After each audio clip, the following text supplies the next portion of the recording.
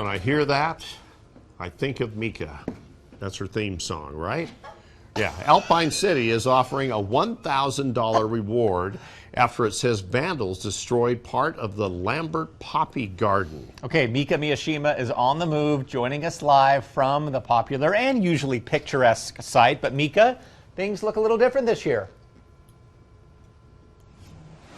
Different this year. I'm curious if Ron just plays that song when he's driving into work every day. Probably. That's what I would assume. Just on repeat. It's a great tune. Anyways, yes, this garden is looking very different than it typically does. Like you mentioned, there has been vandalism here. I am joined by Rochelle Lynch with Alpine City. You're a volunteer. Rochelle Lynch, excuse me. You take care of this place normally. Tell us about this latest act of vandalism that has made this poppy garden less vibrant this year.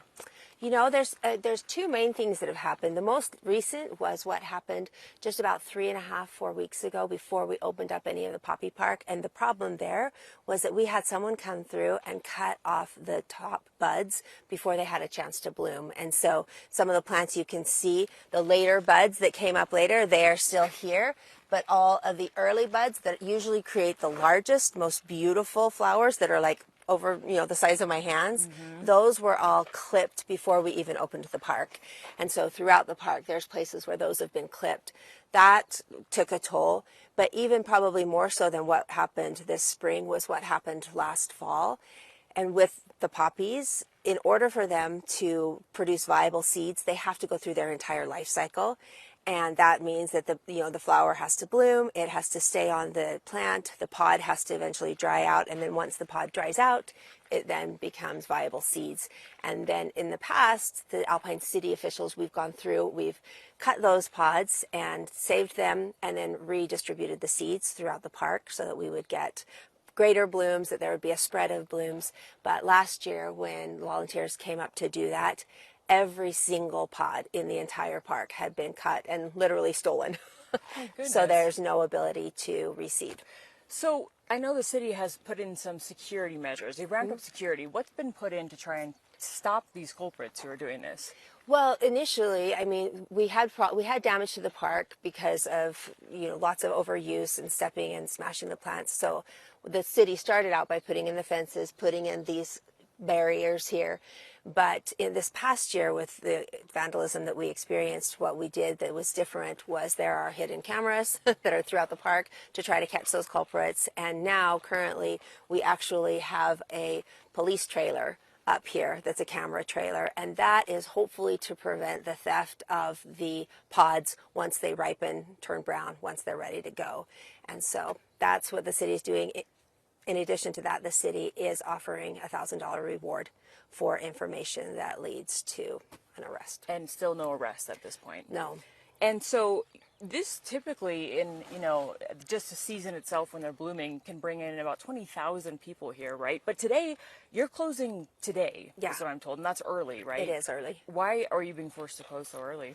Just, well, frankly, there's not a lot to see. Right. So it's not really worth the effort to come up here at this stage. We are kind of at the end of the season, and so typically we are kind of closing, but where we did have so much damage overall, I mean, our attendance has been way down over what it's been in the past, which is too bad. How much less people? What is it in comparison? I would say more than half, but I don't have a specific number. Right. But just I'm up here most days, and there were days up here last year where I would see close to 300 plus people in a day. Wow. In the time that I was just here, in the couple of hours that I would be here, and now a typical busy day is 50 to 70. Well, let's hope that next year is better, and hopefully some of the changes that have been put in place will help. And thank you for taking care of this garden. It is, I know, normally very beautiful, still beautiful up here. Thanks so much, Rochelle. Really appreciate your time. And guys, we are next heading over kind of near City Hall here in Alpine, where they are building a brand new fire station. We're going to talk to the fire department, see why it's needed and when it's expected to be complete. For now, I'll send it back to you in studio. That's really sad about the poppies. Yeah, that someone would do that. Yeah. Thanks, Mika. I know. Yeah, I love poppies. Mika's on the move, putting the spotlight on the city of Alpine in Utah County. Okay, she's joining us live near Alpine City Hall at a fire station that's getting a facelift. Hey, Mika.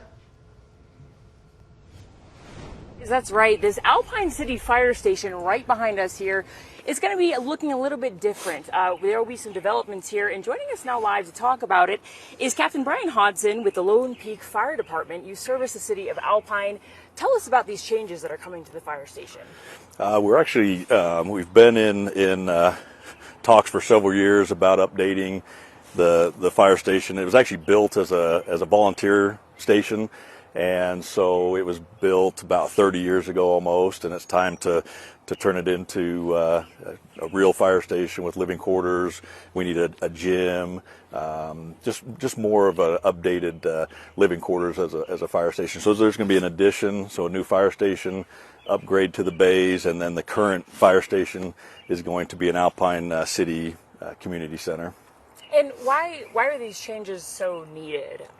Well, the biggest thing is, again, when this was built, it wasn't built as a fire station for living quarters and things like that. It was built with some offices that were eventually turned into bedrooms, and we've kind of just had to piecemeal a station over the last 30 years, especially when it went full-time department. And so we just need to upgrade it and get it where it's true living quarters for the guys. A workout facility for them, space to cook and be together. So it's been needed for a long time, and we're finally getting it. So what is the timeline of the project? When is it? I know you recently broke ground. When is it expected to be underway and completed? We broke ground last week. We had a little ceremony, a groundbreaking ceremony with citizens and the city council, mayor, and so that's been taken care of. Now we're just in the final stages of getting it ready to break ground. So hopefully in the next few weeks we'll break ground, and it'll probably be a 10 to 12 month process to get the station built, and then it'll be ongoing from there as far as the remodel of the community center for Alpine. It'll be Alpine's first community center, so that'll be good for them. That would be great. We will be talking about that a little bit later in the newscast. But for now, so how much did this cost, and how was it funded? Most of it was funded just through the city. We did have some residents that did some donations. It was great. We had a family actually is donating for the weight room. They're donating the gym equipment. We had some local businesses donate, and so it's kind of a combination of some donations and then some city bonds that they'll help pay for the project. That's great. And just tell us about the Lone Peak Fire Department in general. How many firefighters are there? Do you have enough firefighters? Just tell us a little bit about the department. The department, we cover both. It's a fire district, so we cover both Alpine and Highlands. So we have a station in both cities. We've got about 50 firefighters, both a split between full-time and part-time. It is a full-time department, and so yes, we're fully staffed at both stations, but we definitely could use more if we could. It's just a budget, usually budget issues, but we definitely could use some more personnel. But we've definitely grown and been over the last 5 years have really come a long ways. So great, and it sounds like this would be a great new addition to help out the firefighters and make things safer for you folks and for the community that you serve. It will. We're very grateful for the city and the citizens, and so it's a long time coming, and we're grateful, excited to see it happen. So great, excited to see the final product. Thank you so much, Captain, for taking the time to talk to us. Really appreciate it. You're welcome. And coming up in just about 30 minutes from now, we're going to just take a quick step over here where connected to this building, they're going to be developing also a brand new community center, Alpine City's first community center, in fact. So we'll be speaking with the city administrator to talk a little bit more about that in just about 30 minutes from now. All right, the city of Alpine is getting its first ever community center. Yeah, the city says it is a major investment in the community engagement and the future of Alpine. Mika is on the move live there for us this morning, where the city recently broke ground on this project. Hey, Mika. That's right. Hey, good morning, guys. I have to say, the sun just came up. It got a lot hotter out here, but it is a beautiful day. And, earlier in the 7 o'clock hour, we were outside the fire station. We're still right outside the fire station, but we've come over to an area that will soon be under development. And I'm here with Shane Sorensen, the city administrator for the city of Alpine. Thank you so much for joining us this morning. Yeah. Tell us a little bit about this community center that is coming and what it entails. So Alpine doesn't have a community center currently. We don't have any space for meetings for seniors or for different things. If a group wanted to get together and have yoga or whatever, we don't have a space for that. So with the addition to the fire station and then repurposing the site that the firefighters are currently living on, we'll be able to provide that space. And our city council back in the 90s actually kind of laid the groundwork for this by purchasing the property that's behind me, with never having talked about having a community center, but it made it possible for this to happen 30 years later.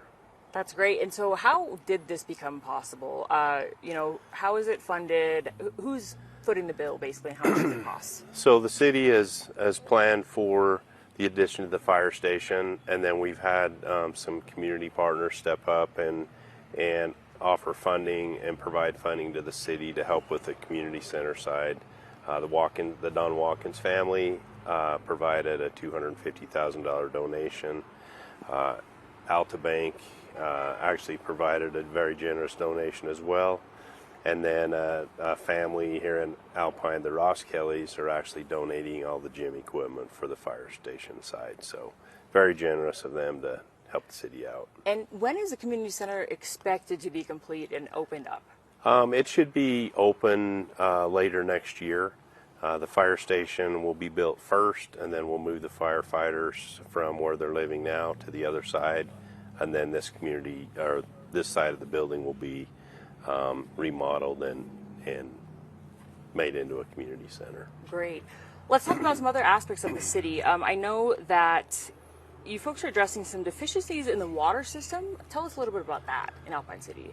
Yeah, on a year like this with very little snowpack, it definitely shows the vulnerability of a water system, and a lot of cities are feeling the pinch.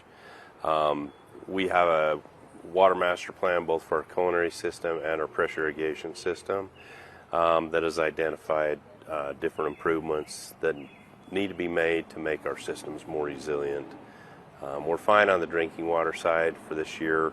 The irrigation side, we rely heavily on surface water, which is runoff from snowmelt.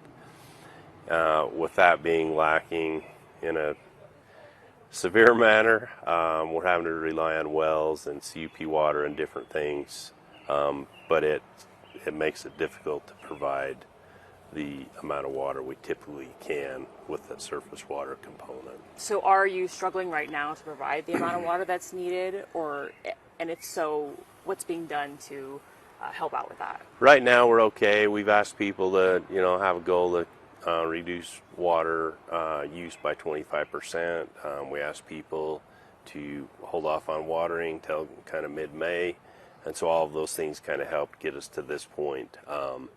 But typically we have runoff into the first part of July, and there's barely any left. If you could look at the mountains kind of in front of us here, there's hardly any snow left up there. It's kind of a sight we've been starting to get used to. It yes. almost feels like winter just came and went. Yeah, it's been a very strange winter and spring. Not much water or snow for that matter. Well, thank you so much. Really appreciate your time this morning and for telling us about this brand new community center that will be coming to the city of Alpine. Okay. Thank you very much. And guys, coming up in just about a half hour, we are recognizing a couple that lives here in Alpine. They're being recognized actually by the city pretty soon for their volunteer services and their dedication to their community. So we will be introducing you to them and tell you why coming up just about 30 minutes from now. Well, Mika's on the move in Alpine, not only spotlighting the city, but some of its residents who have given back in a big way. Okay, she is live. Whoa. Live with a couple with a long list of accomplishments, including starting Alpine's first all-girl scout troop. Hey, Mika. Hey, good morning. That is right. You know, Craig and Charlene Skidmore have done so much for the community and so much for scouting for decades. So much so that the city is actually honoring them as the 2026 Alpine Days Grand Marshals. So thank you so much for taking the time to talk to us this morning. First off, what's your reaction to being named as Grand Marshal this year? I was shocked. No, it's great. We love Alpine and have been watching the Grand Marshals and the parades for years. Amazing. Tell us quickly what you do. What do you do for the community in scouting? I'm the Scoutmaster for Girls Troop 10 G and have been involved in scouting for 43 years. So, Okay, and so I am the sponsor of a boy troop and a girl troop, and then have been involved in scouting not quite as long as my wife, but a lot of my term in scouting was doing the border reviews for over 400 eagles. Wow. Amazing. And, I noticed that we have some troops here. I know that they're going to do a quick intro for us. So I'll let you take it away. On my honor, I will do my duty, to God and my country, and to obey the Scout law, to help other people at all times, to keep myself physically strong, mentally awake, and morally straight. A Scout is trustworthy, loyal, helpful, friendly, courteous, kind, obedient, joyful, thrifty, brave, clean, and reverent. That was great. Thank you so much, Rebecca and Elsie. Amazing. So, you folks started the Alpine's first all-girl scout troop, right? Why did you decide that was so important to do? just because I've been involved with the Scouts for so long that when the rules changed and the girls could come in, it was kind of a no-brainer. I just love the principles of scouting. If everybody lived by the Scout Oath and Law, we'd live in a wonderful world. And I just wanted... You need to tell about Elsie. Elsie was a younger sibling of a boy that I was involved, of several boys that I was involved with. And at a court of honor, she came up to me and said, I want to be in Scouts. And it came from there. Amazing. That's amazing, Elsie. I'll just move over here for this because I want folks to be able to see behind us as well. What are we standing in front of? I know you and your troops have done so much for this area in particular. What is this that we're looking at? Well, this is the George Cannon Lambert homestead for, I should say, summer home. His winter home was in Salt Lake City, and his summer home was here, where he had raised cattle, and he also had a huge orchard.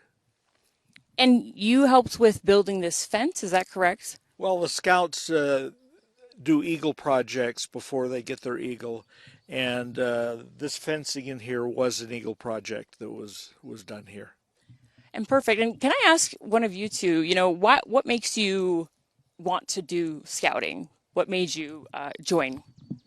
One of my favorite things about scouting is just being able to go camping and build relationships with the girls in the troop, and especially when we're doing like winter campouts. Those are really hard, so you bond a lot during the winter campouts. That does sound hard. What does that entail exactly? Camping outside during the winter?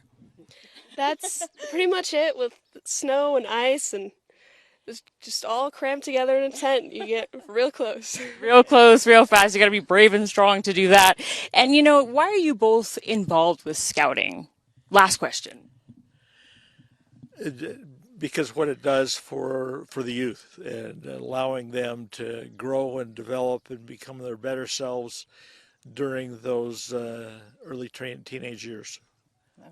The experiences that they encounter, they're not just in, like with sports, just in the one sport.